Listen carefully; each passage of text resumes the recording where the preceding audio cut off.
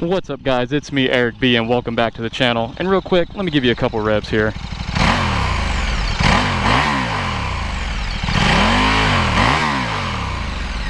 I'm going to be doing a first ride on this 2015 KTM RC8. Stay tuned.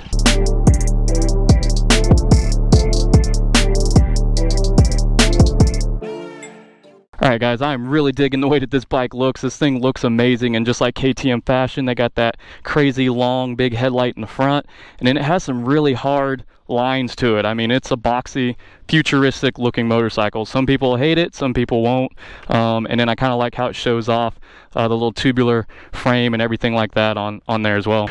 Alright guys, so braking system, this thing is sporting some Brembo brake calipers on the front and the back, and the cool thing is it also has a Brembo master cylinder, so the brakes on here should be pretty good. Alright, and just by looking at it, I don't see any fancy or special electronics or anything for the suspension. Alright, so there's no quick shifter, still has the factory exhaust, so we'll see how loud it is once you get it out on the road. And the dampener on here I believe is factory, and as you can see here, the mirrors are a little bit different. They have screens in them, and this one right here, as you can see, if I wave my hand, I don't know how well the GoPro shows it, but you can see my hand waving, so it's a rear view camera right there. And on this side you have a Garmin GPS, so you don't have to like have your phone mounted up or anything like that. So that's a pretty awesome little touch to the bike. Shout out to Innovative Cycles for these. So if you guys are looking for something like that, definitely check them out. I'll have their link down below. It's innovativecycles.net. Alright guys, enough talking. Let's go ahead and get this beast out on the road, see how it performs, and as always, before we do that, let's cut to the B-roll.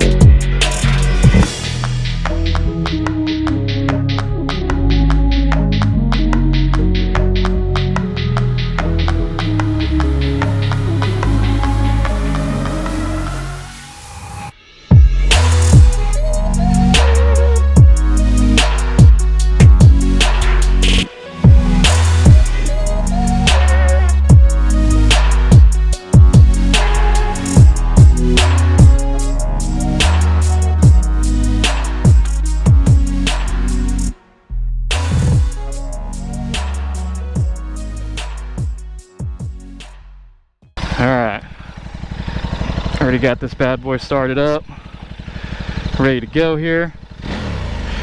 So the only issue I see right now with these mirrors and the handlebars is if I gotta, you know, turn tight, like a U-turn or something like that, hands kind of hit it. So if you guys were thinking about getting some mirrors like that or something on this bike particularly, usually the mirrors are on the outside, so they're usually not that bad. Let's go this way.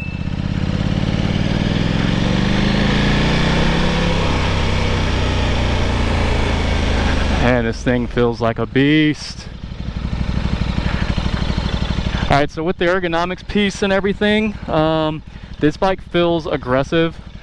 Not crazy bad. I do feel like I kind of sit into the bike, but with an aggressive stance.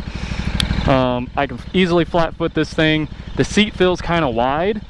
And I do like the way that the tank feels and everything while you're riding.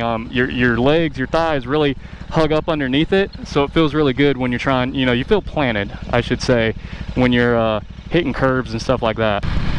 Oh man, this seat is super hard. I feel like I'm sitting on a park bench. And it's kind of slick too, you kind of move all over the place, but it is what it is. So this is not a bike that you're wanting to get if you're looking for comfort at all. Alright guys, so touching back on ergonomics one more time, the tank feels really good. I like the way that it conforms to my thighs when you hug it. And then just, I feel like I'm kind of sitting into the bike, but it's still aggressive, you know? But yeah, overall, I mean, it feels pretty good. Alright, let's get on it here a little bit.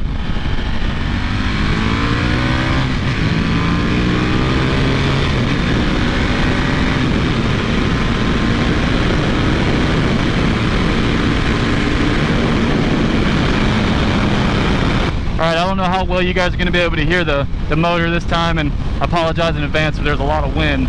Alright, let's talk numbers real quick. So this thing has an 1195cc V twin. pushing out at about over 170 horsepower and over 90 foot-pounds of torque. That is insane. I say that because usually something with that much torque is coming from a 4-cylinder super bike like a Ducati Panigale V4. I think it's just amazing how much power they can squeeze out of these engines. So this bike has a lot of bottom end grunt. It will top out at about 180 miles an hour. I'm not gonna demonstrate that, but just so you know. All right, let's try this one more time here.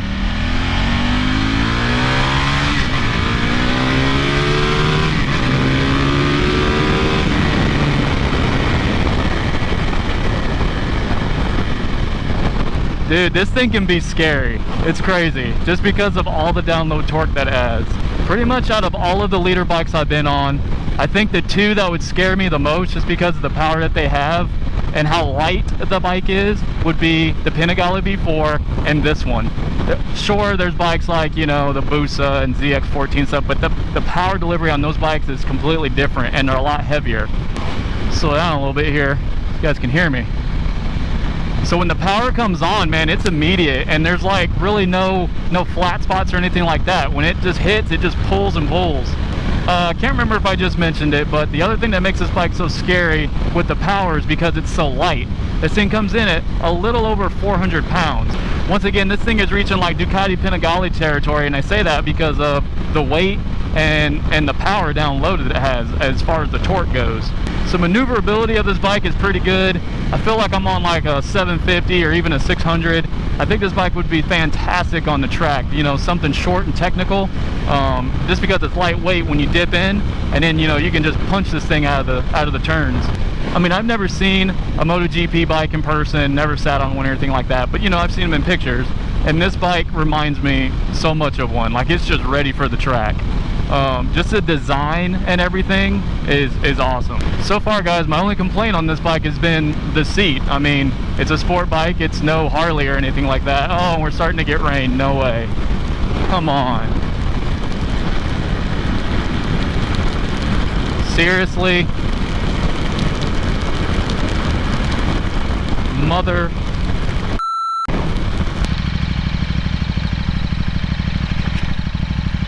Good old Louisiana. Oh man, I thought North Carolina was bad. 1 minute it's nice, not supposed to be any rain in the forecast, and now look at it. Yeah guys, so once again, I love the styling of this bike. I don't know if anyone disagrees with me, but I think it's different, it's unique, and you don't see these bikes all over the place like, you know, every other bike. You know, there's your big four, and then you got Ducati and BMW and all them. But how often do you see a KTM RC8? Really? I don't see them at all. This is the first time I've ever seen one.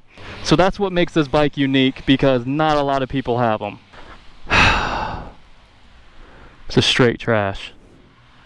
Now the roads are wet.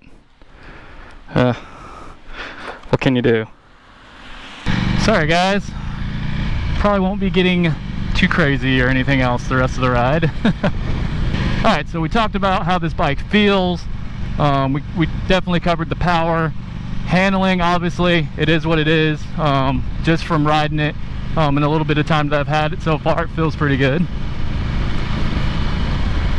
Styling is awesome. I like it. Like I said, I think it's one of those bikes where you're gonna either love it or hate it, and it's kind of geared towards a specific demographic. You know, it's gonna be someone that is looking for something super unique and is a track going individual, because this bike is definitely built for that. You know what, we might actually be in luck.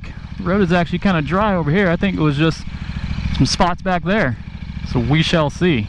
Alright, so if you guys are unaware, they introduced this bike in 2008. In 2013 they upped the power on it a little bit, and then they ran production all the way to about 2015, and I believe they discontinued it. This rain killing me. Overall guys, this bike feels really smooth. I thought it was going to be a little rough for being a V-twin and everything, but it's not a bad ride. I bet you this thing wheelies so easy. I'm not gonna try it. So the one thing I was curious about is if this has power modes or not. I forgot to ask, and I mean, there is this switch here that says mode, so you would assume that has some sort of power mode on it, but I'm not sure, and I kind of don't have the time to really mess around with it. But if it does, can you guys let me know down in the comments? Just by doing those pulls back there, I felt like I was probably already in a sport mode already, so I'm not sure. I would assume that this bike does have some sort of power modes, but I don't know.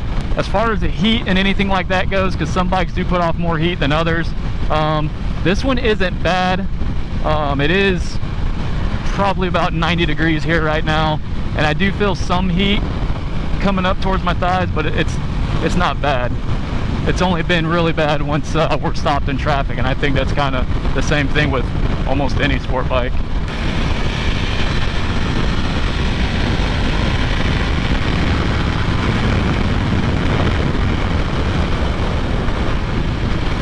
I don't want to go too crazy, not my bike.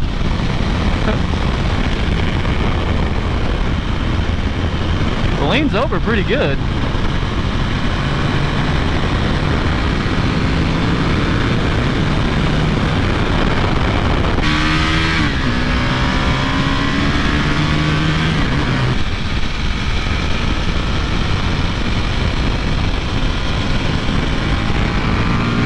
Looks like the rain worked out in my favor and left this portion of the road dry, so that's good.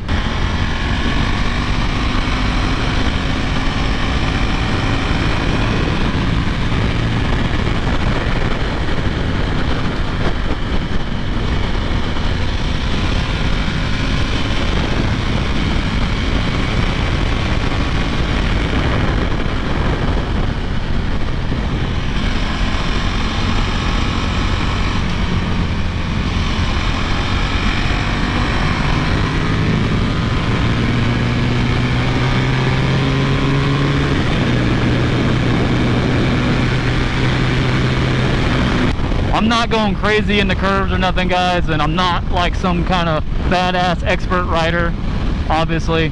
I'm just, you know, feeling it out and everything. The bike feels really good, and this is not my bike, so I don't want to get too crazy on it.